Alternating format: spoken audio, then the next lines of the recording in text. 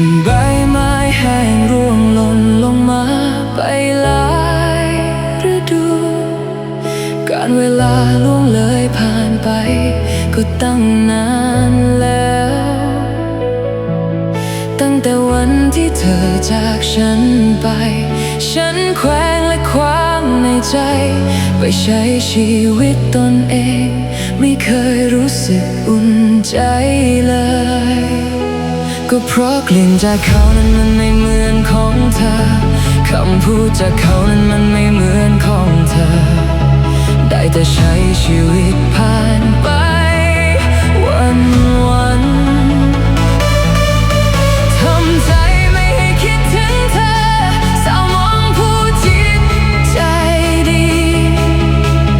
เธออยู่จะเป็นเช่นไร ยามฝนร่วงหล่นทำให้คิดถึงเธอยามฟ้าใสฉันก็คิดถึงเธอ เธอจะรู้บ้างไหมว่าเธอได้พรากใจฉันไปแล้ว เมื่อลม